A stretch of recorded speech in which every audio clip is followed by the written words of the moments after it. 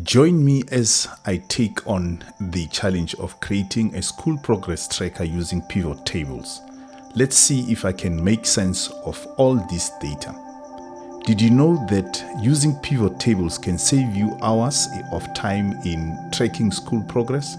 Let's find out how. In this video, you'll learn how to create a school progress tracker using pivot tables to efficiently manage and analyze student data. Without any further ado, let's look at how to do this in terms of the data that we have in front of us.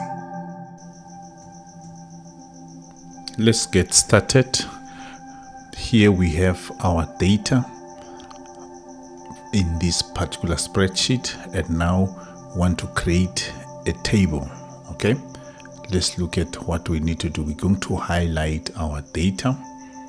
All right, this is what we do. Now that we've highlighted, we're going to go to the insert menu right there and then click on table. All right, you see now it has highlighted our data.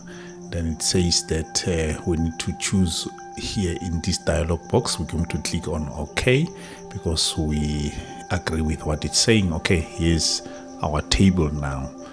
The data that we had, now it has now created the table. Okay, the second way of doing it, it's again gonna be that of highlighting the data, then go to the format and then format as table there. Right, let's choose the style that we want. After having chosen the style, we click on it again. It's gonna bring us to this dialog. Okay, the third one, it's just to click on Ctrl+T. Then again, it's gonna highlight our data in the manner on how you see it now. Okay, then we're gonna click on OK. Right, this is our table that has now been created. All right, moving right along, the next thing that we do, it will be just to rename this table. All right, let's backspace, and this one is gonna be data source. Typing the name of the table is going to be data source. Okay, as you can see there is the name data source, and then now it has created the table. We can see it has the headers on top right there.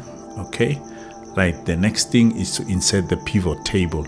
Then we're going to click on insert menu, then pivot. We choose pivot there it is, the pivot table we have chosen.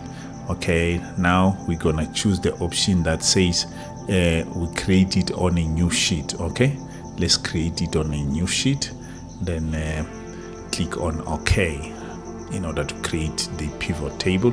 Then here we are now having the pivot table placeholder here. This is the one that you see here. Then on the right we are having our pivot table fields. Okay, which is made up of what is on our table, that side that we have created. And then here on the top we have the table pivot table menu, which is made up of different icons. Here we can refresh, and then here we can change the data source if we want to change. And then up there we are having the design, which is also the menu that we can use to change the look of our table. All right, now let's start with our creation of the pivot table. We're going to go to the pivot table fields. Now we need to choose the first one, which is the year. No, we're not going to use the year. Let's go for the term. We drag it to the filters because we want to filter our pivot table using the term. There it is, you can see there. All right, now we are having the terms of the year based on the table that we have created, and then we're gonna click on OK. All right, this is the way it looks now. All right, now we're going to move on. What next we need to do, we're going to drag the grade to the rows place there. All right, Then when we get back that side, you can see now the row is there, the row labels, okay, with the grades being represented. Okay, the next thing, we're going to take the pass rate and place it on the values. Okay, there we are having our pass rate per grade. All right, this is the way it looks now. This is the information that we are having. We can now highlight our values in terms of the grade to check on how we want them to show. Okay, all right, we confirming that this is the information there. All right, and then we're going to be ensuring that there are no calculations. Yes, there are no calculations. Okay, then the next thing that we're going to do is to now go to format, and then we want to change this to percentage format. Okay, then let's make sure that it is 0 decimals after the comma. All right, and then after having done so, we're going to click OK. Right, we're back on our pivot table here. Right, now let's click on the drop down arrow. We can see that we can select multiple items or and check and then have one. Okay, this is term 1 now. It is representing term 1 for the 7 grades that we are having here. Okay, there is the information. Then let's maybe change this into percentages. Okay, then we're going to click there. Then there we are having percentages. Right, let's have 0 decimal after the comma. There we are. This is our pass rate per grade. Okay, and then there we have the rows. All right, let's now check in terms of term 2. Right, now it can change and show the values in terms of the percentages for term 2. Right, again we can now check term 3. Right, now it can change and show the values in terms of each grade as to what is the percentage. All right, this is how it looks now. We're good to go. Right, this is our information here. Then let's choose the row labels and change them to something that is going to be the tabular format report, the layout. Okay, we're going to go there, up there, then choose show as tabular form. Okay, there we are. Now it shows as a grade. Okay, and then we have our pass rate. Yeah, this is the way it looks now. We have our pivot table information as it looks now. Let's create the helper right there. In order to create the donut chart, we're going to say equals to 1 minus the pass rate. Okay, we're going to start with the pass rate of term 1. There it is. There's the answer. Then we're going to do the same information in the other remaining cells. Okay, which is going to be 1 minus the pass rate. Okay, so let's just make sure that everything it is there. Okay, now I've created the helper column for all the terms. Let's right click that so that we also express that as percentages. We go to number, then we click on percentage, and then we want it to be 0 decimal after the comma. We click there. Right, now it is 0 decimal after the comma. Okay, when we look at this one, when we add it with the other one, it's going to be out of 100. Now we're going to insert a pivot table. Okay, now we insert the chart. Let's insert the chart. We click on insert, then we choose donut chart. There is donut. All right, we have the donut placeholder here. Okay, then what we're going to do, we want to create the donut for each and every term. Okay, right click and then select data. Then when you are here, you click on add. Right, and on the series name there, we need to click on the term. Okay, or the grade. Yes, we're gonna click on the grade. Then There we are. On the series value, we're going to highlight the 2 cells there. Okay, for term 1, 79% and 21. Okay, now it has created the donut chart, and then click OK. All right, then we're happy about this information of our first term. Click on OK. There we are. All right, now we need to format this chart. We want to resize it so that it is smaller. Let's go to the format. All right, and then decrease the height and the width as I'm doing. As you can see, I'm decreasing the size. I'm also decreasing the width, okay, so that it is a little bit smaller, not bigger than bigger as it is. All right, now we have this size. All right, this is representing term 1. Okay, it is representing term 1. So now we need to create something like this for the other remaining terms. Okay, right, fine. Let's now create the text box to indicate the grade here. Okay, inside, click and drag, then we're going to type the grade here. You see, so that it is clear that this one it represents a grade. All right, I said we're gonna go to the insert button, then insert text box, then click and drag in order to type them. All right, I'm now gonna type grade. This is gonna be grade. Okay, there we are. This is the grade. Okay, I'm just gonna align it with the grade. Right, this is where we are. So now we're going to make it bold, okay, and increase the size to 14. Right, this is the first donut, okay, which is representing term 1. Okay, it represents term 1. So we are expected to have something like this for all the grades. Okay, this is grade 1. Okay, this donut represent the percentage. The bigger part is 79%. Right, now what are we going to do now? We're going to insert the percentage. We drag inside the donut chart. We want to indicate what percentage is represented in this particular donut chart based on grade 1. Okay, term 1.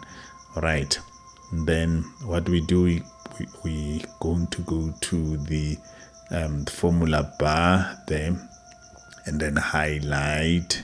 We need to highlight term 1 in order for us to have the pass rate here. Okay, as I've indicated. Okay, this is what we need to do. It's going to be equals to highlight there, and then highlight B4 and C4. There we are. We are highlighting that. Okay, so that we can have the pass rate. Here's the pass rate. It is saying 79%, which is correct. Okay, let's just make sure that it is placed in good order. Let's increase the size to 14. Okay, this is our size. It's size 14, and then this represent term 1 grade 1, 79%. Right, so we need to do this for the other remaining grades. All right, yeah, the other remaining grades. So let's just copy the first one and paste it. We are later going to edit this as per each and every grade. Okay, right, this is what we're going to do. We're now gonna copy this and then paste. Here's the first one that I've pasted. Let me drag it and put it in space. Then we're gonna do the very same thing that we've done again. Copy and paste and place it there. Okay, we're gonna do right. This is what we've done now. We have now created the donut charts based on the number of grades in this school. Okay, so what is important now is that we need to place them in order. We're going to highlight one by one with the shift button pressed and go to shape format. Then we want to align them, distribute them horizontally so that they are placed in a good way. As you can see now, okay, they have now been arranged in such a way that at least it's easy to can read. All right, so remember the other donuts, we need to edit them based on the information regarding the other terms. Okay, we're going now to go to this one. Let's start. We're going to right click on it and choose select data, right, edit there. Now it's gonna be the next grade, which is grade 2.